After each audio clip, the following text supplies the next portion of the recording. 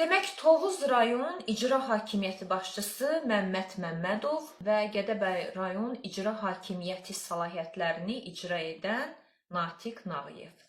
Bu iki icra başçısı kənd sakinlərini məcbur edirlər ki, qapılarına bir qıfıl vurub, hamısı Bakıya üst tutsun. Sonra deyirik ki, niyə insanlar kəndlərdə yaşamaq istəmirlər, hamı Bakıdadır. Baxın, səbəblərdən biri də budur.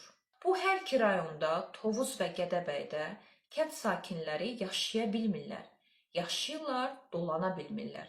Niyə dolana bilmirlər? İnsanların əsas məşğuliyyəti maldarlıqdır. Mal-qara saxlayıb dolanırlar. Amma indi nə baş verir? İllərlə dədə-babadan o yerlərdəki mal-qaralarını otarırdılar, indi həmin örüş sahələrinə yaxın dura bilmirlər. Çünki o yerlər hasara alınıbdır, insanlara imkan vermirlər ki, illərlə dediyim kimi dədə-babadan aparıb mal-qaralarını otardıqları örüş sahələri indi hasara alınır, insanlar yaxın düşə bilmirlər.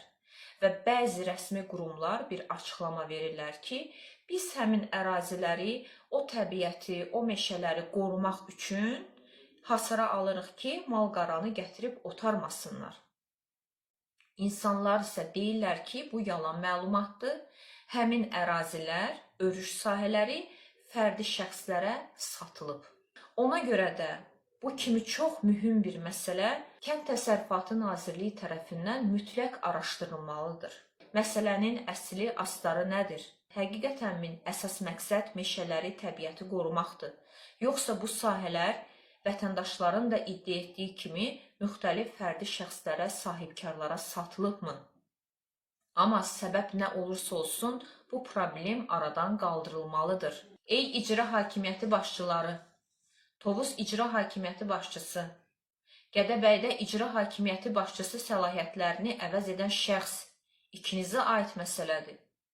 Bunu çözməlisiniz, bunu həll etməlisiniz. Bu torpaq sahələri həqiqətən satılırsa, siz satırsınız da, icra hakimiyyəti satır da, bələdiyyənin indi torpaq satmaq səlahiyyəti var. Niyə insanları belə müşkül vəziyyətə salırsınız? Onlar bu ölkənin vətəndaşlarıdır.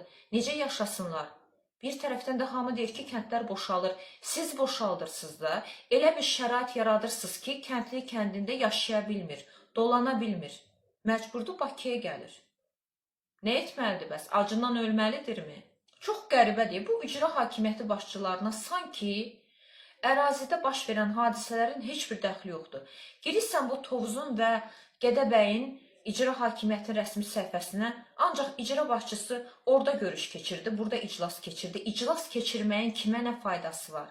Siz düşün o xalqın yanına, o kəndlinin yanına, gedin kənd-kənd gəzin, görün harda kimin nə problemi var. İcra başçısısınız da. Siz padşah deyilsiniz, kral deyilsiniz. Siz o insanlara xidmət etmək üçün təyin olunmuş şəxslərsiniz.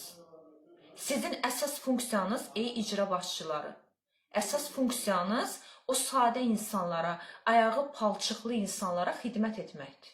Torpaq satmaq deyil. Bu ölkədə bütün problemlərin hamısını prezident həll etməlidir. Və siz nə işə baxırsınız?